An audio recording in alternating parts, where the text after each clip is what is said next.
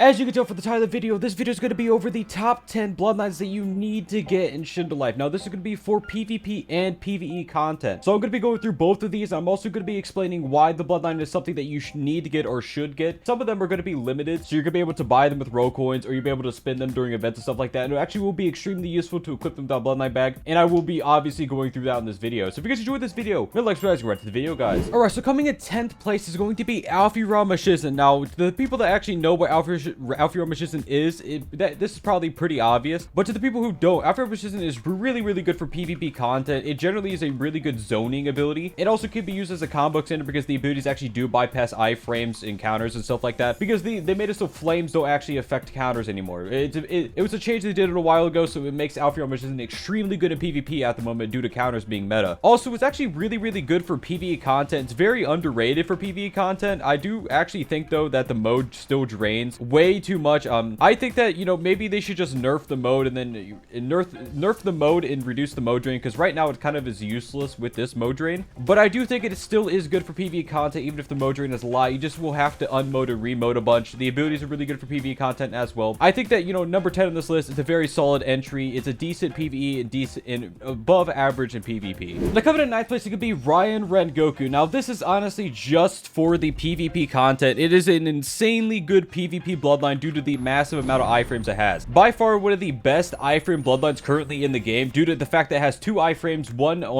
not on like an iframe attack, global cooldown, and things like that. Now, the actual mode of Ryan Ren really isn't that great, and the third move is pretty passable as a stun move, but the first and second move definitely carry Ryan Ren to being one of those bloodlines that you probably should get. It's also an insanely easy one to get. You got row coins for like 90k, or you could just go to the dungeons to pick it up. So I definitely think it's a very solid pick for a bloodline. It's also insanely easy to get, like I said, and has by far some of the best skins in the game. I mean, like, look at this. This is probably the single best blue skin currently in the game. I absolutely love this skin. I actually love this skin so much that it made me use Ryan Red before other people used it. And, you know, it's just absolutely amazing skins. Very good bloodline in general. You won't regret picking up this bloodline. Now, coming in 8th place is going to be a very solid and very quick Diva Rengoku. Now, Diva Ren has honestly been solid for quite a bit now, but it has received a bit of nerfs. Like, the pull move has severely reduced range. As you guys can see, you can still combo extend with it and stuff like that, but that's generally the only thing that was nerfed. The third ability is still an instant, you know, combo extending / block breaking move. The mode is still the exact same. I have fought people using this mode before. The mode is one of those things that, you know, it's really not that great, but I definitely think that if you know what you're doing with the mode, it could be good. I mean, like, it has really good extenders. As you guys can see, it does stack based on the amount of people, which is very cool. But the main reason why this is going to be here is for the third move. It's honestly just a very solid AoE move, and you'll never go wrong by throwing this move into your kid. Now, of course, this wouldn't be a get bloodline, you know, whatever, without including Bankai Akuma. Now, Bankai Akuma, as well with all the Akumas, are going to be receiving a rework here soon, so they're all going to have full samurai mode. They're all going to be getting, you know, a bunch of fat reworks, and they're generally just going to be much better bloodlines when Rogue Games actually gets to reworking them. Now, Bankai Akuma, as it is right now, is a pretty solid stun, pretty solid damage ability, but I definitely think it's a bloodline you should get, because I'm guessing after the rework, Bankai Akuma is probably going to be the most broken blood in the game, if it already is one of the best. Have you remembered to hit the like button on this video yet? If you haven't, go down and do it now. It helps out the channel a ton, and I really appreciate it. Now, coming to 6th place is going to be the Snake Man bloodline. Now, by the way, guys, just to put this out there, Snake Man got nerfed, quote unquote nerfed. This dude, it got nerfed. So it used to do 110,000 damage, and now it does 93,000 damage with the first ability. That is not a nerf, man. It's 20,000 damage. I don't remember when 20,000 damage doesn't really even matter, because you're going to be using it in burst combos. So you do 20,000 less damage in a burst combo that does like 300,000. So you do 280k instead. Oh my gosh, my day is ruined. My day is ruined and my life is over. Like, dude, this ability is still absolutely insane. It's also AoE, by the way. It does hit around the person as well. It's just a very small AoE. It still has all of the things that make it insanely good, like a high damage counter. I don't know. Okay, he just you know, he hit him with that fat Ryuji barrage or whatever, but everything that made Snake Man good is still good. It still does lots of damage. It still, you know, it still has the absolutely massive delayed damage attack. It still has really good combo extending potential and combo starting potential. I mean, like, it's Snake Man. I mean, there's not really much to say about it. Snake Man, it's just a really good PvP bloodline in general. Does fat damage burst, insanely easy to use mode, and there's not really much else. Like, it's a bloodline that you will not regret getting, which which is the whole point of this video. Bloodlines that you should be getting. Now, coming to 5th place is going to be a Paul Sands. Now, if you guys know a Paul Sand, you probably already know why this is here. First of all, it does obviously have an instant block breaking ability. It has a 50,000 damage trap stun that lasts quite a while, and it does have by far one of the single best abilities in the game. It's a hyper armor move, not on the cooldown whatsoever. It also reduces the damage you take by a ton, and not to mention the fact it does last quite a while as well. It's honestly just a free hyper armor move. It's very solid just to throw into your kit, and I definitely think that the instant block breaker is just the cherry on top for this bloodline. This is a must get bloodline for PvP content. And the number 4 is going to be Indra Akuma. Now, this is just because, you know, it's a very new bloodline. I also think it is by far one of the coolest bloodlines in the game. Now, the raised block is definitely the best part of this mode, and the fact it only drains 25 a second when you're not using the full samurai spirit has a very solid counter, and I do think the abilities in general are just like, I think that, you know, this bloodline, it's honestly just insanely fun to use. It's very spammy as well, so it doesn't really take that much skill to use the actual abilities besides the third one. And I think that, you know, it's a fun bloodline. You're missing out if you guys don't have this bloodline, and the full samurai mode is definitely one of the coolest things they have actually added to this game. I mean, like, who doesn't want to be a giant samurai spirit? It's just very unfortunate that the mode drain is absolute tons, but, you know,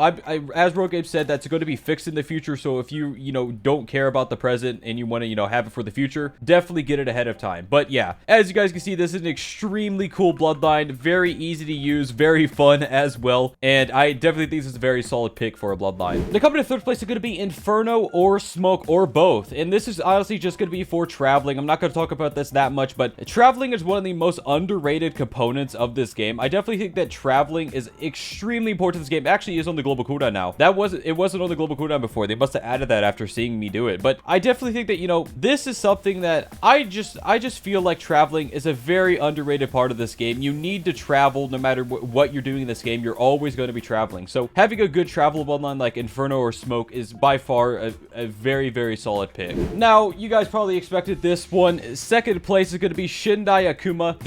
I will never stop saying Shindai Akuma is honestly just a great pickup as the bloodline. It's extremely good for PvE content because it has high damage abilities. It has easy to use abilities. The M1s do a lot of damage to, you know, bosses and stuff like that. You know, it's also really, really good for PvP content as well with the mode weapon spec, the clones. It's just like, it's a very, very solid pick for a bloodline. I definitely think that if you pick up Shindai Akuma, I feel like Shindai Akuma is one of the most solid representation of a bloodline that you pick up that you just won't regret picking up. It generally always has something that's good in any scenario. It has one of the best counters, if not the best counter currently in the game. Has the single best weapon spec currently in the game, and it's just really good for PvP content, like I said before. Just a very, very, very solid pick for a bloodline. And honestly, I've never, like, ever since Shindai Akuma got that small buffs it got, it's just been one of those bloodlines that it's kind of my go-to for a lot of different things. Now, honorable 1 is going to be the only boss drop bloodline on this game from the Gen 3s. It's going to be Fume.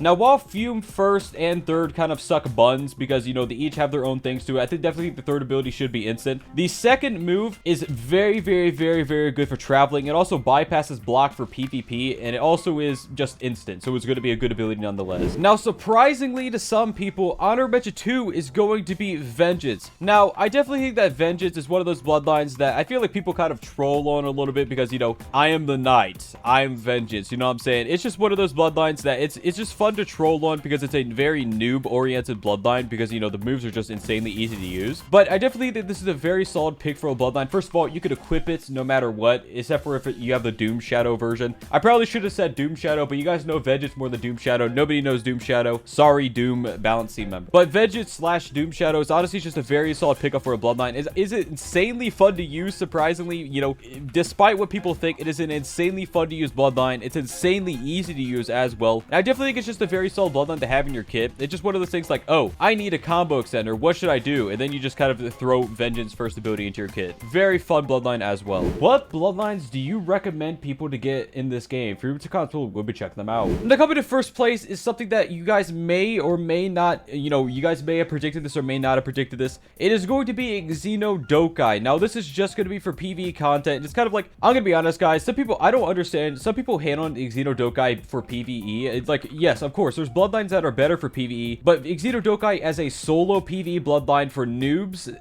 or that are new to the game, if you don't have Xeno Dokai, you need to get Xeno Dokai. It is extremely useful for PvE content, by far the most useful in the game. It doesn't require a lot of skill to use for PvE as well, and it's just extremely easy to use PvE Bloodline, extremely easy to use with other people for PvE, and I think that, you know, very solid. It's a very solid pick. You won't regret getting Xeno Dokai. I do definitely think it's the #1 Bloodline that people need to get in this game, and if you haven't got a Xeno Dokai already, what are you doing, man? There's even a blue one, even though the blue one is kind of, you know, ugly-licious. I definitely think that, you know, it's still a very solid pick, you know. Anyways, guys, that's it for this video. If you enjoyed this video, remember to subscribe for guys. Bye-bye.